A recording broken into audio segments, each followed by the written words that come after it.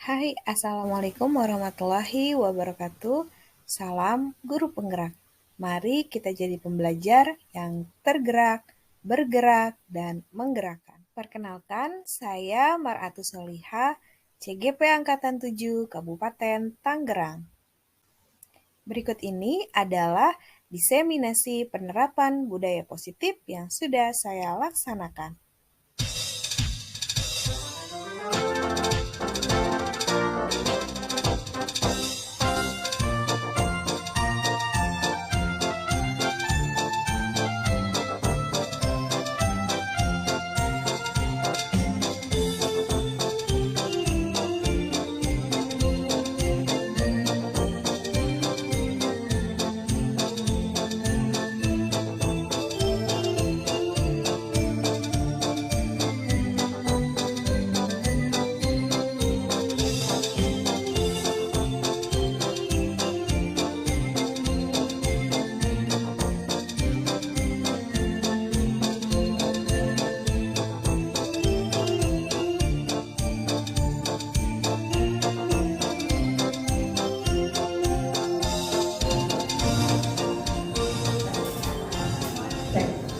Bismillahirrahmanirrahim. Assalamualaikum warahmatullahi wabarakatuh. Waalaikumsalam warahmatullahi wabarakatuh. Selamat sore semuanya. Salam dan bahagia. Salam. Sebelumnya, marilah kita panjatkan puji dan syukur kehadirat Allah Subhanahu wa taala atas berkat rahmat dan hidayahnya kita bisa berkumpul di ruangan ini untuk memenuhi undangan dari Ibu Mar'atus Soliha dalam acara diseminasi pemahaman modul 1.4 budaya positif yang diterapkan di SMA Negeri 1 Kabupaten Tangerang. Bu Mar'atus adalah calon guru penggerak angkatan 7 Kabupaten Tangerang yang pada hari ini akan menyampaikan hasil penerapan budaya positif yang sudah dilaksanakan sebulan di SMA Negeri 1 Kabupaten Tangerang. Untuk lebih jelasnya nanti perkenalan langsung oleh Bu Mar'atus Soliha, dan mempersingkat waktu mari kita dengarkan dan simak bersama-sama penyampaian dari Bu Mar'atus Soliha. Kepada Ibu kami persilakan.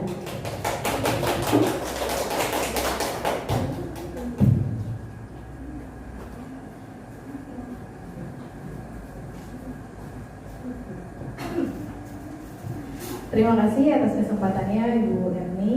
Mohon izin Bapak Ibu, masih semangat di sore hari ini? Semangat, alhamdulillah kalau begitu.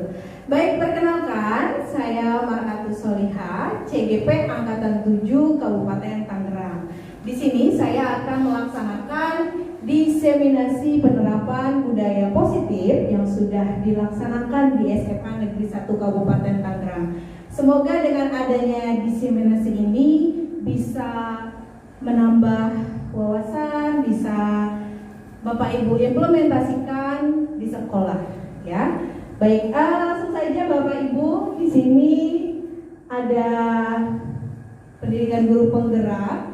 Biasanya di sana ada fasilitator. Dan fasilitator saya itu adalah Ibu Emis Yohana. Kemudian Ibu Anissa Fitrah Paujia sebagai pengajar praktik, dan CGP-nya adalah saya sendiri, Mar'atus Soliha. Salam kenal Bapak Ibu semuanya. Salam. Kalau saya bilang salam guru penggerak, Bapak Ibu tolong jawab salam, ya. Oke. Salam guru penggerak. Semoga Bapak Ibu di sini bisa menjadi pembelajar yang tergerak, bergerak, dan menggerakkan. Amin. Baik, untuk diseminasi hari ini ada topik yang akan dibahas. Yang pertama yaitu disiplin positif dan nilai-nilai kebajikan universal. Kemudian yang kedua teori motivasi, hukuman dan penghargaan serta restitusi.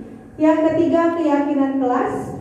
Keempat kebutuhan dasar manusia dan dunia berkualitas. Kelima, restitusi dari 5 posisi kontrol. Dan yang keenam adalah segitiga restitusi. Baik, selanjutnya Nah, yang pertama di sini ada eksplorasi konsep pembelajaran 1, disiplin positif dan nilai-nilai kebajikan universal. Nah, Bapak Ibu, apa sih budaya positif? Nah, budaya positif adalah nilai-nilai keyakinan dan kebiasaan-kebiasaan di sekolah yang berpihak kepada murid agar murid tersebut berkembang, bisa kritis, penuh hormat dan bertanggung jawab ya Bapak Ibu. Nah, di sini saya punya pertanyaan. Ada pertanyaan pemantik, menurut Bapak Ibu setuju atau tidak setuju?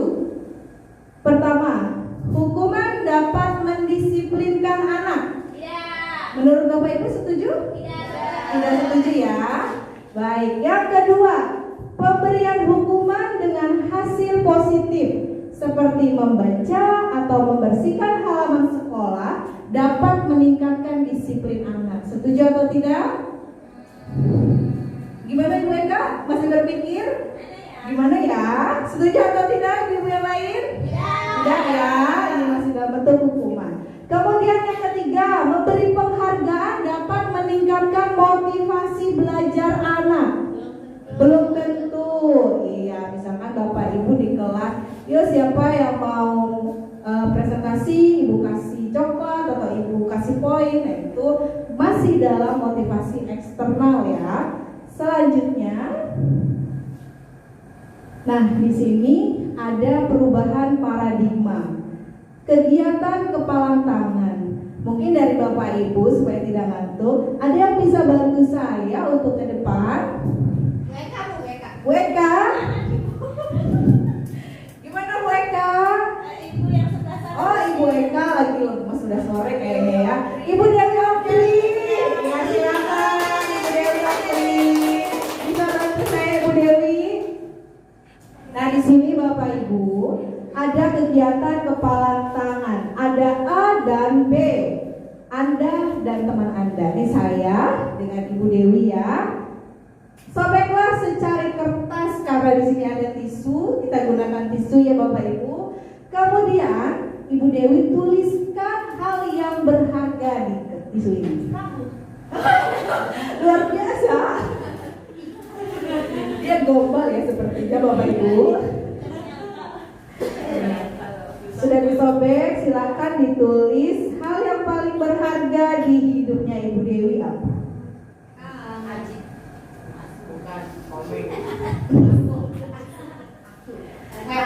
Silakan kepalkan tisu tersebut.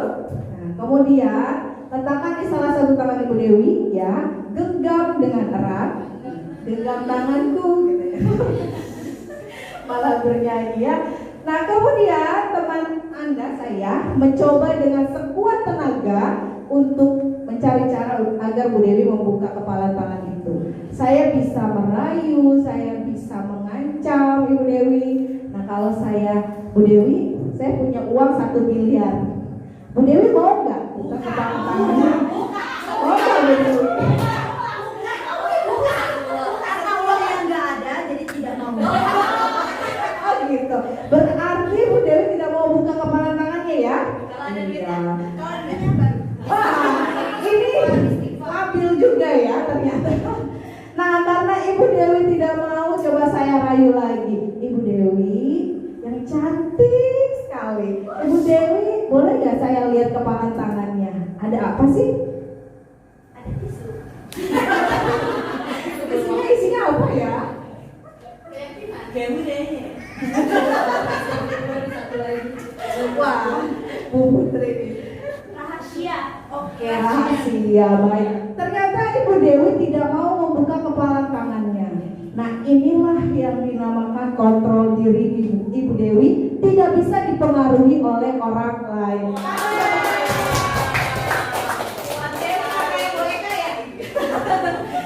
Terima kasih Ibu Dewi. Silakan kembali ke tempat. Siap, ditransfer. Baik, selanjutnya, nah itulah ya Bapak Ibu yang dinamakan dengan kontrol diri. Kita tidak boleh terpengaruh oleh orang lain. Selanjutnya, baik, di sini ada perubahan paradigma. teori kontrol atau teori pilihan atau ilusi kontrol. Biasanya ilusi guru adalah mengontrol murid, kemudian ilusi bahwa kritik membuat orang merasa bersalah dapat menguatkan karakter. Padahal itu belum tentu ya, dan itu salah. Kemudian ilusi bahwa semua penguatan positif efektif dan bermanfaat. Kemudian ilusi bahwa orang dewasa memiliki hak untuk memaksa. Baik, selanjutnya. Nah, Bapak Ibu, di sini ada perubahan paradigma dari stimulus respon pada teori kontrol. Kita bisa lihat di tabel ini ada stimulus respon. Siapa sesungguhnya yang memiliki kontrol? Stimulus respon dan teori kontrol atau pilihan, salah satunya adalah kalau menurut stimulus respon, orang lain bisa mengontrol saya. Nah, tadi yang kita lihat Ibu Dewi tidak bisa dikontrol ya oleh orang lain ya. Ya. Nah, teori kontrol atau pilihannya adalah hanya Anda yang bisa mengontrol diri Anda sendiri. Ya, seperti itu. Jadi kita harus beralih dari teori stimulus respon pada teori kontrol atau pilihan. Baik, selanjutnya. Nah, Bapak Ibu, di sini ada disiplin positif, teori kontrol atau teori pilihan dari Dr. William Glasser. Anda tidak bisa mengontrol orang lain, katanya.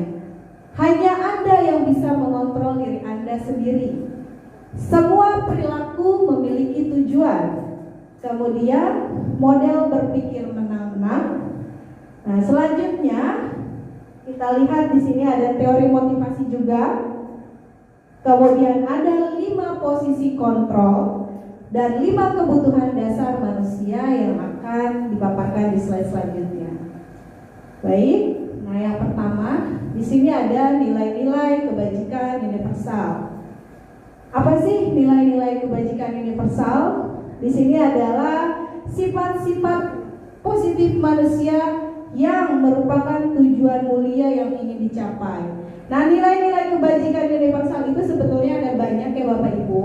Nah, di sini salah satunya adalah nilai-nilai kebajikan universal dari profil pelajar Pancasila. Bapak Ibu mungkin sudah pernah mendengar ya?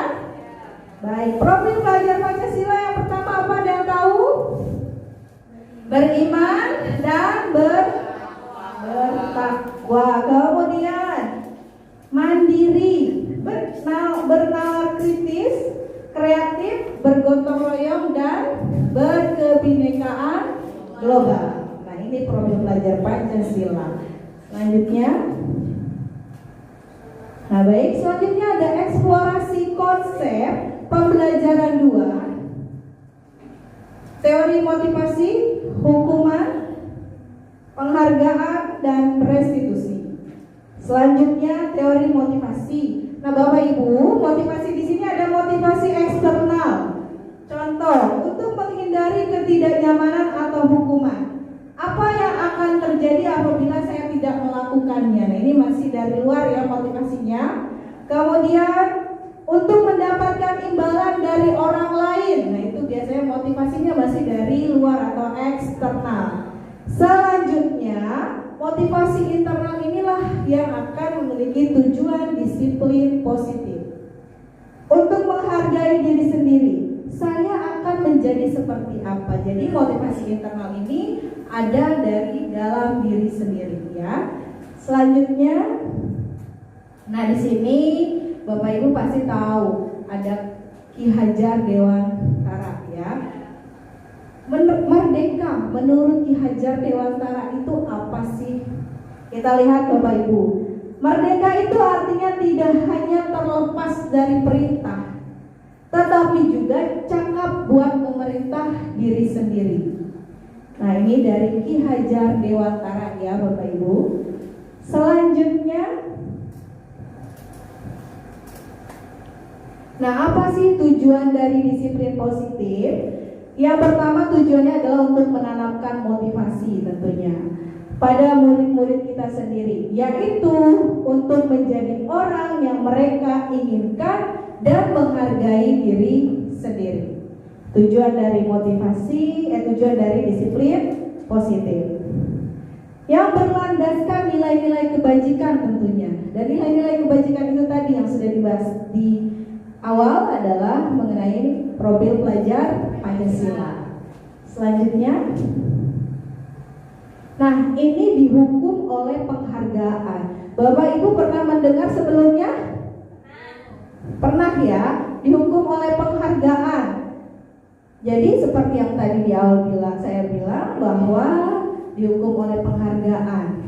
Jadi si anak biasanya kita kasih penghargaan, dikasih permen, dikasih coklat atau dikasih nilai yang bagus misalkan. Ternyata itu kurang baik ya. Nah itu sebetulnya kita sedang menghukum mereka dengan penghargaan. Kita lihat penghargaan di sini ternyata menurunkan kualitas Bapak Ibu. Kemudian penghargaan mematikan kreativitas. Selanjutnya penghargaan mengurangi motivasi intrinsik. Jadi menurut teori ini bahwa ketika kita memberikan penghargaan itu dari anak bukan motivasi intrinsik yang muncul, tapi motivasi eksternalnya. Ya. Jadi harusnya biarkan dia seperti di poin 3, biarkan dia munculkan, kembangkan motivasi intrinsiknya ya. Selanjutnya, nah Bapak Ibu, di sini saya punya tabel, ada perbedaan hukuman dan konsekuensi.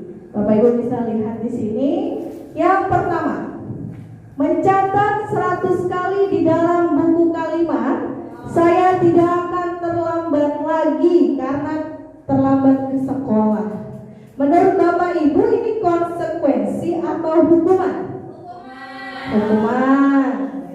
Kemudian lari mengelilingi lapangan sebanyak 2 kali. Hukuman atau konsekuensi? Hukuman. Murid diminta untuk push up 15 kali, itu termasuk hukuman. Selanjutnya, menggantikan kertas tugas teman yang telah dicoret-coret. Konsekuensi, betul. Kemudian membersihkan tumpahan air di meja tulis karena tersenggol. Ini termasuk konsekuensi. Selanjutnya murid disuruh untuk tidak mengenakan sepatu seharian. Ini termasuk hukuman atau konsekuensi? Hukuman, betul sekali. Tadi lari mengelilingi lapangan basket 2 kali karena terlambat 10 menit untuk pelajaran PJOK. Hukuman atau konsekuensi? Konsekuensi ya. Kita lihat jawabannya Bapak Ibu, apakah benar? Wah, benar semua. Beri tepuk tangan. Bapak Ibu hebat, luar biasa. Semoga masih semangat di sore hari ini. Selanjutnya masih semangat, alhamdulillah. Nah, inilah Bapak Ibu perbedaan hukuman dan konsekuensi. Kita lihat. Kalau hukuman itu adalah sesuatu yang menyakitkan harus terjadi. Tadi kan diminta untuk lepas sepatu seharian ya? Iya, itu dinamakan hukuman karena sesuatu yang menyakitkan harus terjadi. Kemudian yang kedua, konsekuensi, sesuatu harus terjadi. Nah itu bedanya ya. Selanjutnya, membuat anak sakit fisik maupun hati untuk jangka waktu lama. Nah jangan sampai Bapak Ibu ya, kita menyakiti hati anak didik kita. Kemudian kalau konsekuensi, bedanya membuat anak merasa tidak nyaman, tapi dalam jangka waktu yang pendek ya. Selanjutnya, kalau hukuman itu berupa paksaan, kalau konsekuensi berupa stimulus tanggapan ya. Kemudian selanjutnya, hukuman mendorong anak menyakiti diri sendiri. Kalau konsekuensi mendorong anak agar mudah menyesuaikan diri. Hukuman konsep diri yang buruk, kalau konsekuensi konsep diri yang baik. Dan selanjutnya ya Bapak Ibu, nah ini beda hukuman dan konsekuensi. Selanjutnya, baik, selanjutnya di sini ada apa sih restitusi? Bapak Ibu mungkin pernah mendengar atau belum? Baru mendengar? Baru ya. Nah ini bisa Bapak Ibu terapkan nanti di kelas atau di sekolah ya. Nah, restitusi apa sih restitusi? Restitusi adalah proses menciptakan kondisi bagi murid untuk memperbaiki kesalahan mereka sehingga mereka bisa kembali pada kelompoknya. Kemudian restitusi juga merupakan proses kolaboratif yang mengajarkan murid untuk mencari solusi ya. Selanjutnya, sebelum ke identitas gagal dan identitas sukses dari hukuman, konsekuensi, dan restitusi, bagaimana kita kalau ice breaking terlebih dahulu? Oke. Bisa ya Bapak Ibu? Bapak Ibu, kalau saya tunjuk, misalkan saya bilang bebek, nah kanan kirinya Ibu Rinda dan Ibu Yun berdiri, lalu bilang wek wek wek wek. Bisa Bapak Ibu? Bisa. Kalau saya tunjuk bilang singa, berarti kanan kirinya bangun lalu bilang oh. Mudah ya? Kita sekalian berlatih konsentrasi ya Bapak Ibu. Oke, kita mulai. Bebek. Baik. Singa. Bebek. Singa. Bebek. Singa. Oke Bapak Ibu, terima kasih untuk tepuk tangan. Terima kasih Bapak Ibu ya untuk peregangan supaya tidak ngantuk ya Bapak Ibu ya. Betul begitu Ibu? Baik, di sini kita lanjutkan. Ada identitas gagal dan identitas sukses. Ketika kita memberikan hukuman, tentu itu adalah bisa membuat anak menjadi identitasnya gagal. Selanjutnya, identitas sukses itu bisa menggunakan tadi konsekuensi atau restitusi ya. Contoh di sini, identitas gagal berupa hukuman itu sesuatu yang menyakitkan harus terjadi seperti yang tadi sudah dijelaskan. Konsekuensi sesuatu harus terjadi, sedangkan restitusi adalah pilihan. Nanti kita bisa lihat yang lebih baik yang mana antara hukuman, konsekuensi atau restitusi. Baik, selanjutnya. Nah, selanjutnya ada keyakinan kelas di pembelajaran ketiga ini. Bapak Ibu pernah menerapkan keyakinan kelas atau peraturan kelas? Peraturan kelas ya. Nah, sekarang kita lihat supaya Bapak Ibu ada wawasan yang lain. Kita lihat bentuklah keyakinan kelas. Bapak Ibu saya tanya, mengapa sih tidak peraturan kelas? Kenapa harus keyakinan kelas? Nah, sekarang saya punya pertanyaan.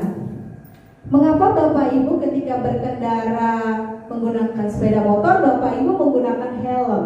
Kenapa? Supaya selamat, betul. Dan nilai keselamatan itulah yang diyakini oleh Bapak Ibu kan? Ya, betul. Nah, nilai keselamatan itulah yang dinamakan dengan keyakinan. Nah, sekarang kita buat keyakinan kelasnya. Keyakinan kelas ini bisa mendukung motivasi intrinsik siswa ya. Kalau peraturan kelas biasanya berupa serangkaian kalimat-kalimat negatif. Tapi kalau keyakinan kelas itu bisa berupa kalimat-kalimat positif ya, yang bisa diingat oleh siswa. Jadi tidak hanya serangkaian peraturan kelas yang panjang gitu, tidak ada artinya ya. Selanjutnya, nah sekarang kita lihat, nah apa bedanya peraturan dan keyakinan kelas? Kita lihat dari segi kalimatnya. Kalau peraturan, selalu kembalikan buku ke tempatnya. Nah itu contoh kalimat peraturan. Kita bandingkan dengan keyakinan kelas. Kalimatnya sangat singkat ya, lebih singkat, lebih universal. Keyakinan kelasnya adalah tanggung jawab. menurut Bapak Ibu lebih enak didengar yang mana? Peraturan kelas atau yang keyakinan kelas? Ya, tanggung jawab. Contoh lainnya, dilarang mengganggu orang lain. Biasanya kalau anak-anak semakin dilarang malah semakin menjadi ya. Nah, kita bisa mengganti kalimat negatif itu menjadi sebuah keyakinan kelas yang disepakati bersama dengan kalimat positif. Contoh, menghormati orang lain. Selanjutnya, hadir di sekolah 15 menit sebelum pembelajaran dimulai. Biasanya kedengaran sama anak-anak itu bikin males ya. Nah, kita bisa menggantinya dengan keyakinan kelas yang lebih positif untuk didengar oleh anak-anak, menghormati orang lain dan berkomitmen. Nah, ini Bapak Ibu salah satu contoh dari kalimat-kalimat peraturan kelas dan keyakinan kelas. Selanjutnya, ya Bapak Ibu, di sini ada contoh penerapan keyakinan kelas yang sudah saya terapkan di kelas 12 IPS 4. Yang pertama, anak-anak bisa curah pendapat, menuliskan keyakinan-keyakinan kelasnya di papan tulis. Setelah itu mereka membuat keyakinan kelasnya, lalu mereka menempelkan keyakinan kelasnya satu persatu. Lalu mereka tanda tangani keyakinan kelasnya. Di sini anak-anak membuat yang pertama adalah disiplin, ya. Kemudian ada menerapkan 5S, kemudian berkomitmen pada tugas, kemudian mengambil keputusan dengan musyawarah. Nah, ini adalah hasil dari keyakinan kelas 12 IPS 4. Nah, ini salah satu contohnya. Bapak Ibu nanti bisa menerapkan di kelas mengenai keyakinan kelas bersama-sama dengan putra-putri atau anak didik Bapak Ibu ya. Baik, selanjutnya. Nah, yang selanjutnya ada eksplorasi konsep pembelajaran 4 kebutuhan dasar manusia. Selanjutnya, kebutuhan dasar manusia. Yang pertama ada yang namanya bertahan hidup ya. Jadi kebutuhan dasar manusia itu Bapak Ibu yang pertama bertahan hidup. Kemudian yang kedua penguasaan. Yang ketiga kebebasan. Kemudian kesenangan dan yang kelima cinta kasih. Rasa memiliki dan dimiliki, cinta kasih atau perhatian. Biasanya mungkin Bapak Ibu di kelas bisa menemukan anak-anak yang kadang suka cari perhatian ya. Contoh misalkan usil pada temannya, kemudian mengambil tempat makan temannya. Nah, seperti itulah. Itu adalah kebutuhan dasar manusia berupa cinta kasih atau perhatian ya. Selanjutnya,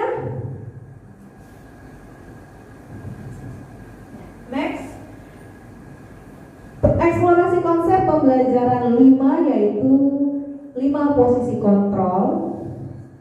Nah, kita bisa lihat di sini 5 posisi kontrol kita sebagai guru. Kita bisa menjadi penghukum, bisa menjadi pembuat orang merasa bersalah, bisa menjadi teman, bisa menjadi pemantau, atau bisa menjadi manajer. Kita lihat yang lebih baik yang mana Bapak Ibu. Silakan selanjutnya. Nah, Bapak Ibu, saya punya satu video yang bisa Bapak Ibu lihat. Kita akan melihat 5 posisi kontrol dari video ini. Silakan disimak Bapak Ibu. Salam bahagia Ibu dan Bapak Guru hebat. Dalam penerapan disiplin positif restitusi, salah satu program yang dikembangkan adalah 5 posisi kontrol. 5 posisi kontrol dalam restitusi adalah proses perjalanan seorang pendidik agar dapat mengenali dirinya. Pada video kali ini, kita akan membahas tentang 5 posisi kontrol yang dikembangkan oleh Diane Gosser dan contoh penerapannya.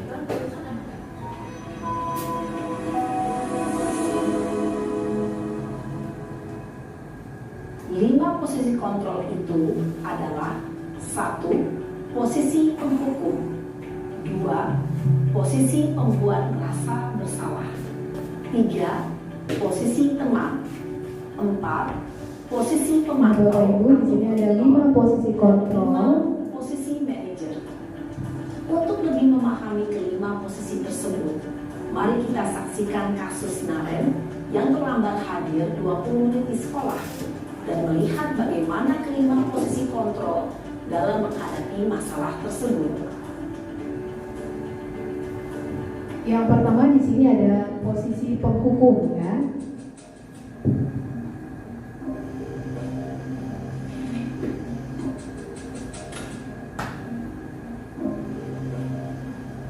Naren! Sini kamu! Selamat pagi, Bu. Selalu terlambat. Kamu deh, pasti terlambat. Maaf, Bu. Saya Apa? Apa coba? Alasan kamu apa lagi? Kapan sih kamu tidak terlambat? Malas sekali ya kamu jadi anak. saya Dasar pemalas. Gak kapok-kapok sih kamu. Sudah berapa kali terlambat? Sana, kamu keliling lapangan basket 2 kali. kenapa saya harus keliling lapangan basket, Bu? Kenapa? Kamu melawan ibu. Berani-beraninya jawab. Sudah terlambat, masih berani jawab pula. Sekarang, keliling lapangan basket 5 kali sekalian. Biar kapok. Cepat. Pergi sana ke lapangan basket. Posisi penghukum biasanya berbicara dengan nada tinggi, menghardik, menunjuk-nunjuk, menyakiti, dan menyindir. Hukuman bisa berupa fisik maupun psikis. Ibu dan bapak guru hebat. Dampak yang terjadi pada murid ketika guru berada pada posisi penghukum adalah murid cenderung akan memberontak, bahkan menyimpan dendam.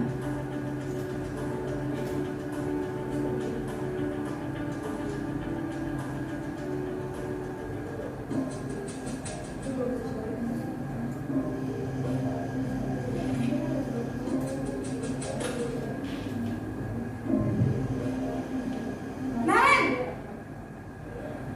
Nah ini video yang kedua ya Bapak Ibu. Selamat pagi, Bu. Naren. Kamu Ini kenapa pembuat terlambat orang merasa lagi, Nak? bersalah. Ya Tuhan, Naren. Kamu senang ya bikin ibu susah ya? Kalau kamu terlambat lagi, nanti ibu yang ditegur bapak kepala sekolah, nak. Disangka ibu tidak bisa membina kamu. Duh, gimana ini? Maaf, Bu. Duh, Gusti Naren. Kamu suka ya kalau ibu ditegur bapak kepala sekolah?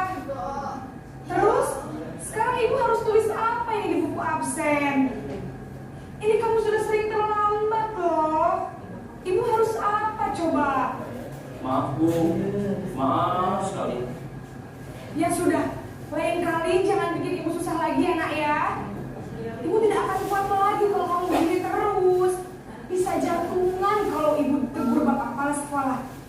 Sana cepat kelas. Maaf ya, Bu. Maaf sekali. Posisi pembuat rasa bersalah berbicara dengan nada tenang, cenderung lembut. Namun kata-kata yang diutarakan membuat murid merasa menjadi orang yang gagal, memandang buruk dirinya sendiri, merasa tidak berharga, dan tidak sanggup membahagiakan orang lain. Ketika guru mengambil posisi pembuat rasa bersalah, murid akan menganggap dirinya yang bersalah dan ia akan menyimpan emosi negatif tersebut di dalam dirinya. Nah yang ketiga di sini ada posisi sebagai teman.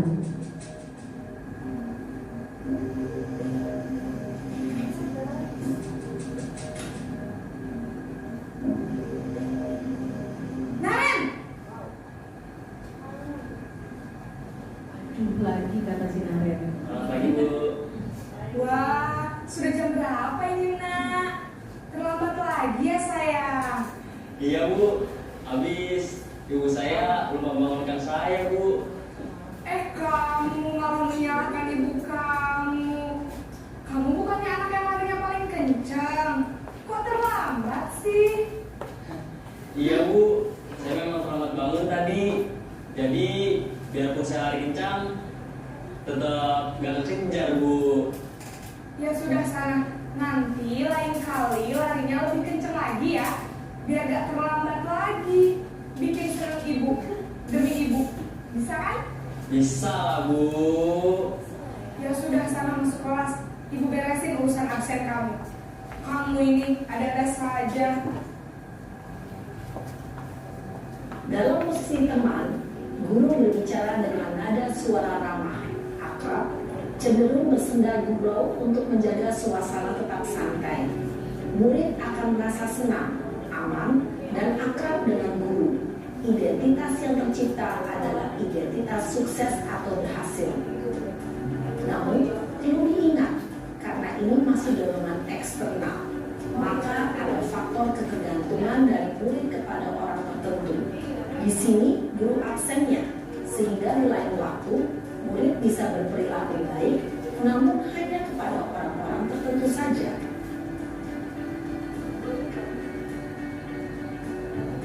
Nah, selanjutnya di sini ada posisi pemantau atau monitor ya, Bapak Ibu.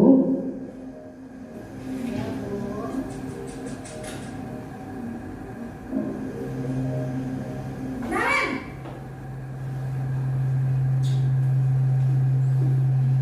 Selamat pagi Bu. Naren, apa peraturan sekolah kita tentang jam berapa kita harus masuk sekolah, nak? Kita harus di sekolah jam 7 Bu. Iya betul, sekarang sudah jam 7.20. Naren sudah tahu konsekuensinya jika terlambat hadir. Malam Bu, saya harus tinggal kelas pas jam istirahat selama 20 menit. Iya benar, konsekuensinya demikian. Jadi nanti jam 9.30 pas istirahat, kamu harus tinggal di kelas, kerjakan tugas tambahan untuk ketertinggalan kamu, ya? Baik Bu. Posisi pemantau mengandalkan penghitungan atau data untuk mengontrol murid. Guru mengarahkan murid berdasarkan peraturan dan konsekuensi. Seorang pemantau menunjukkan bahasa tubuh dan ekspresi wajah yang datar dan cenderung formal.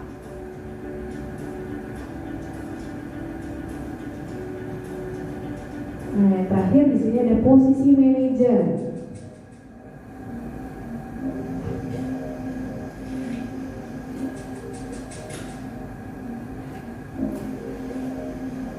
Naren!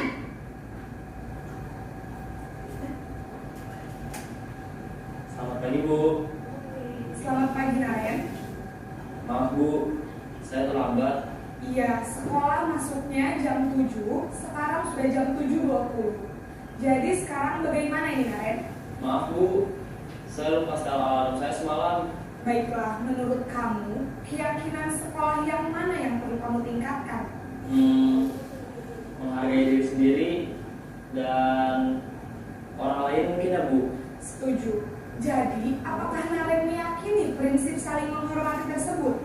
Iya Bu, saya meyakininya. Apakah Naren bersedia memperbaiki masalah keterlambatan ini? Bersedia Bu. Bagaimana kamu akan perbaiki masalah keterlambatan ini? Saya akan coba untuk tidak lupa menyetel alarm saya Bu. Baik, kalau Naren lupa menyetel alarm di rumah, ada orang yang kira-kira bisa bantu mengingatkan tidak? Ada Bu, kakak saya, Kak Emma. Ada lagi selain Kak Emma? Selain Kak Emma, ada ibu saya. Baik, jadi yang mengingatkan Naren adalah Kak Emma dan ibu kamu ya? Kira-kira akan mulai setel alarm kapan nih Naren? Setelah pulang sekolah, akan segera saya lakukan. Baik, jadi Naren akan setel alarm untuk bangun besok pagi dan akan diingatkan oleh kakak dan ibunda Naren ya. Ada lagi yang mungkin perlu dilakukan Naren agar tidak terlambat bangun lagi. Tidak ada Bu. Baik Naren, terima kasih untuk kerjasama kamu. Sekarang kamu perlu kembali ke kelas untuk belajar. Baik Bu, terima kasih. Posisi manajer adalah posisi kontrol yang disarankan untuk membimbing murid memiliki sikap disiplin yang positif, yaitu murid yang mandiri, bertanggung jawab, dan dapat memecahkan masalah. Tujuan dari posisi ini adalah agar murid dapat berefleksi atas tindakannya. Guru akan terus memberikan pertanyaan-pertanyaan bermakna sehingga membuat murid dapat belajar dari kesalahannya dan mencari sebuah solusi untuk menyelesaikannya. Ibu dan Bapak guru hebat, setelah mengamati adegan kelima posisi kontrol tadi, kira-kira posisi mana yang paling ideal? Posisi mana yang dapat menunjang motivasi intrinsik murid? Ya, tentu posisi manajer. Posisi ini memang posisi ideal dan ingin dituju setiap pendidik. Pada posisi inilah, guru dapat menerapkan disiplin positif yang berpihak pada murid, yang memerdekakan murid. Perjalanan seorang pendidik tentunya tidak mudah untuk sampai pada posisi seorang manajer. Namun, tujuan kita pasti, yaitu menciptakan murid-murid yang mandiri, merdeka, dan bertanggung jawab. Semoga penggambaran 5 posisi kontrol yang telah diperlihatkan ini dapat menjadi ajang refleksi bagi kita semua, agar dapat terus mengasah dan menerapkan disiplin positif yang memerdekakan murid. Mari terus berlatih dan bersemangat. Selamat menerapkan. Salam dan bahagia Ibu dan Bapak guru hebat.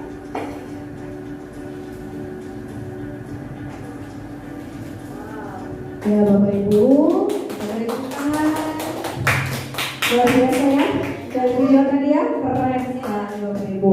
Nah dari video tadi Bapak Ibu mungkin pernah ya menjadi penghukum, menjadi seorang teman, menjadi anak merasa bersalah, kemudian pemantau atau manajer. Tapi sebaiknya yang disarankan tadi apa Bapak Ibu? Manajer. Iya betul sekali manajer. Saya pindah ya supaya lebih enak ya Bapak Ibu.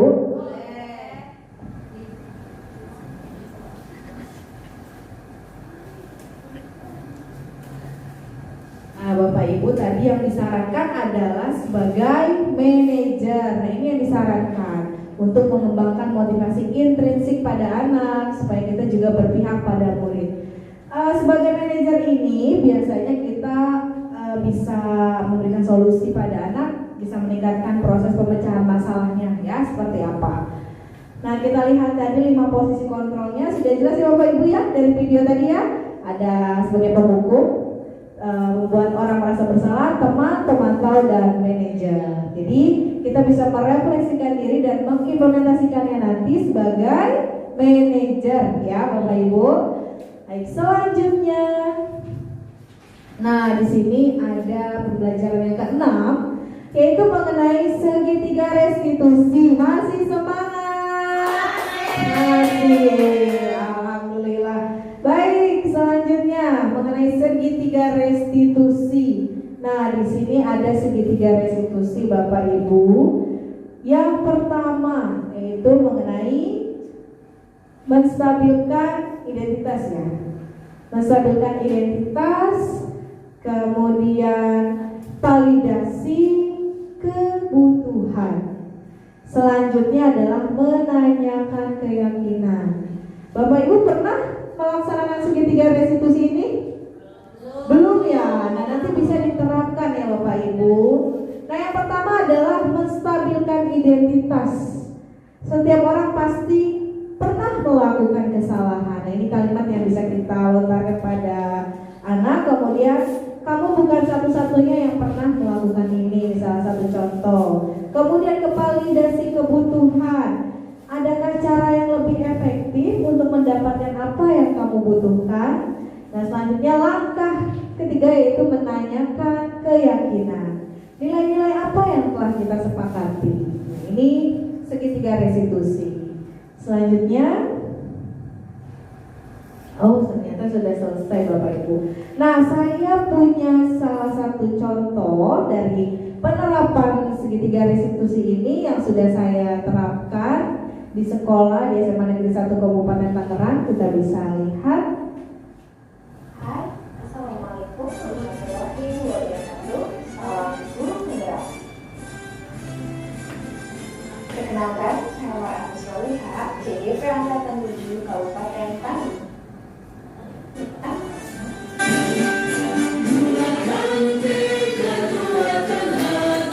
Nah ini salah satu aksi nyata yang pernah saya terapkan mengenai segitiga restitusi ya.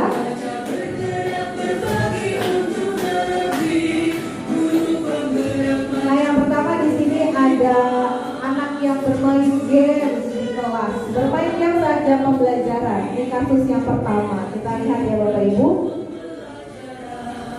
Nah, ketika sedang mengajar, saya melihat ada siswa yang sedang menunduk seperti melihat sesuatu di bawah. Saya pikir dia tidur, tetapi ketika saya lebih mendekat ternyata dia sedang bermain games ya. Bapak Ibu mungkin sering ya melihatnya. Ini caranya Bapak Ibu bisa terapkan mengenai segitiga restitusi. Ini kasus pertama ya.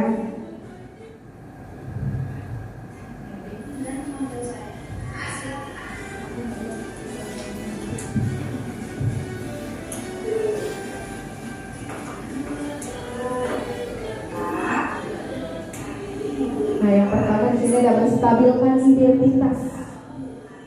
Yang tadi ya. Apa yang bisa terjadi? Dan saya memang naik ke saat pada 2019 karena saya merasa sangat paksa. Kenapa yang saya ada lain? Sebenarnya saya memang tidak bermaksud memiliki, tapi kenapa? Saya dulu merasa sangat bosan dan jenuh sehingga saya tidak fokus terhadap apa yang disampaikan saat pelajaran langsung. Nah, di sini kita mencari siapa yang salah. Di sini kita mencari yang saya bersama untuk memperbaiki situasi. Divalidasi tindakan ya Bapak Ibu. Pasti ada alasannya melakukan itu.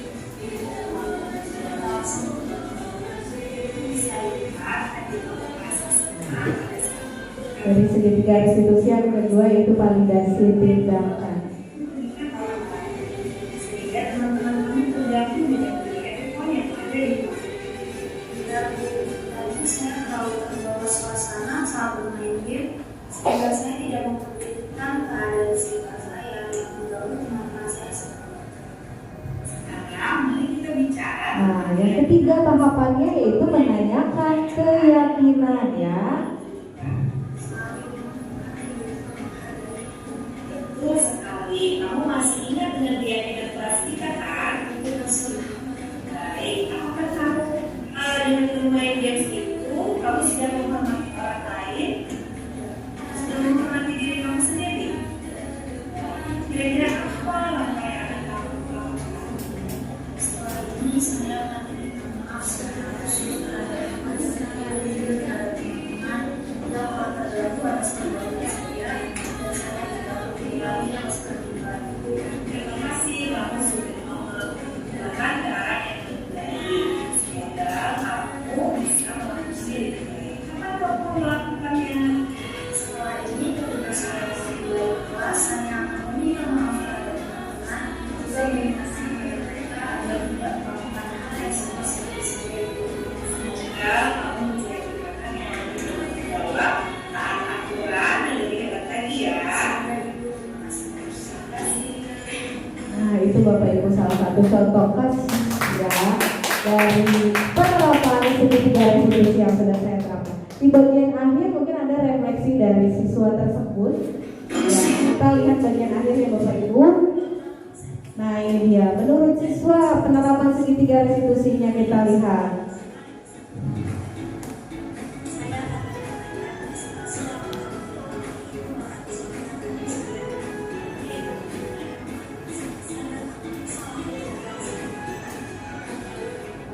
Beliau mendorong saya menjadi pribadi yang lebih baik.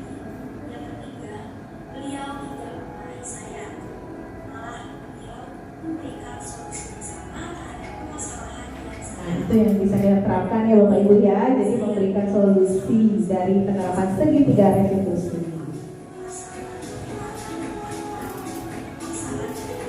Tanpa paksaan dari pihak manapun katanya.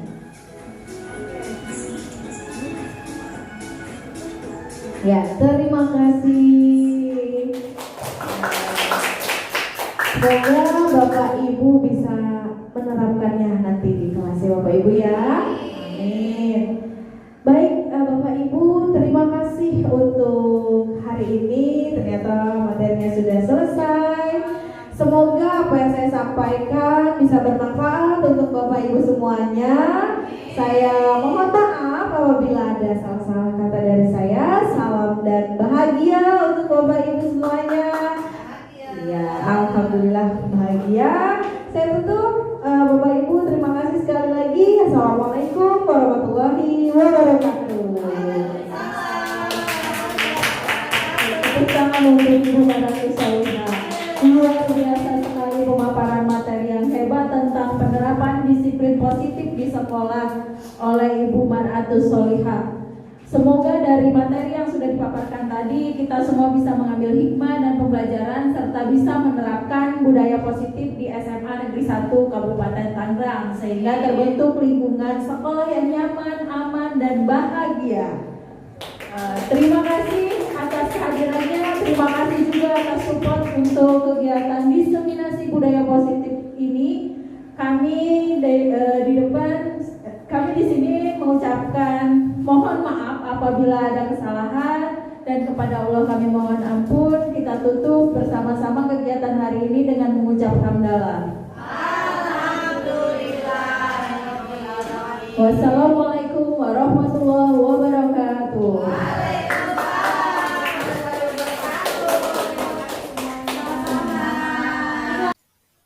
Berikut ini adalah contoh implementasi budaya positif yang sudah saya terapkan di sekolah di SMA Negeri 1 Kabupaten Tangerang. Contoh penerapan kegiatan membuat keyakinan kelas yang sudah saya terapkan.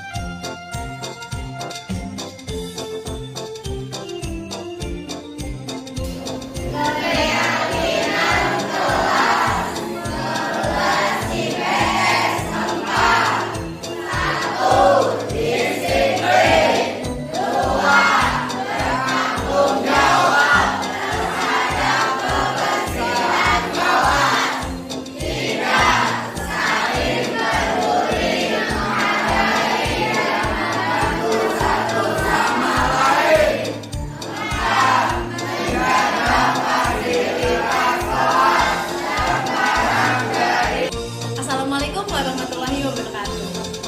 Halo, perkenalkan nama saya Hanifah Niswari. Saya sangat senang dengan membuat keyakinan kelas. Menurut saya, keyakinan kelas itu penting karena dengan keyakinan kelas kita dapat menumbuhkan nilai-nilai dan budaya positif. Terima kasih.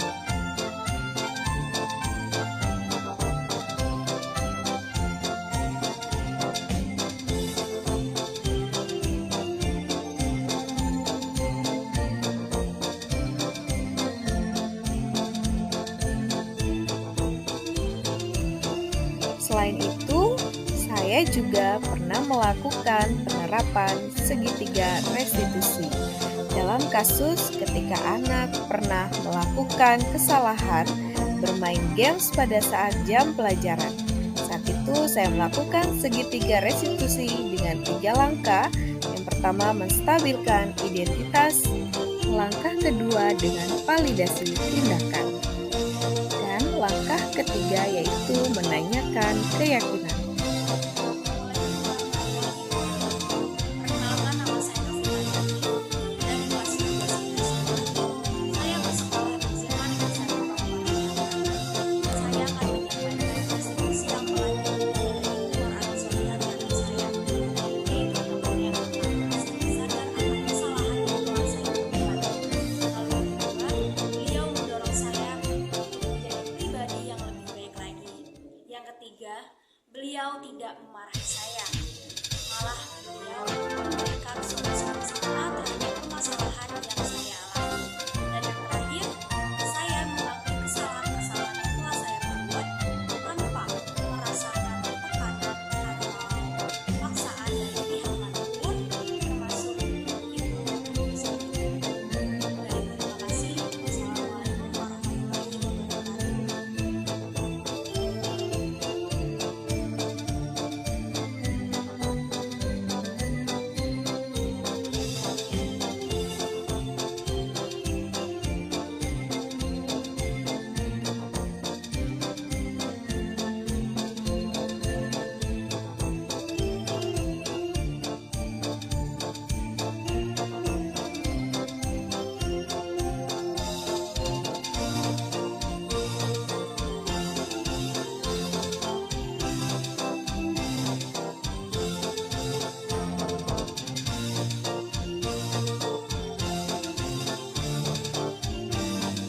Assalamualaikum warahmatullahi wabarakatuh. Perkenalkan, saya Ahmad Jumaidi, salah satu peserta dari pengimbasan yang dilakukan oleh Ibu Mar'atus Solihah. Dari pengimbasan yang sudah dilakukan, saya mendapatkan banyak ilmu yang bisa saya terapkan di dalam kelas, terutama tentang pembentukan keyakinan kelas, kemudian juga tentang segitiga restitusi yang bisa saya terapkan langsung di dalam kelas saya. Itulah respon dari saya sebagai salah satu peserta seminar dari Ibu Mar'atus Solihah, CGP Angkatan 7 Kabupaten Tangerang. Terima kasih. Assalamualaikum warahmatullahi wabarakatuh. Assalamualaikum warahmatullahi wabarakatuh. Saya rekan sejawat dari Ibu Mar'atus Solihah. Saya Yuyun Supianti, guru sosiologi SMA Negeri 1 Kabupaten Tangerang. Bu Mar'atus hari ini melakukan pengimbasan tentang penerapan budaya positif yang sangat bermanfaat bagi kami semua. Bagaimana tentang membuat keyakinan kelas dan juga melakukan proses restitusi. Insya Allah kegiatan-kegiatan pengimbasan yang Bu Mar'atus lakukan kepada kami hari ini akan saya lakukan di kegiatan pembelajaran saya selanjutnya. Terima kasih Bu Mar'atus.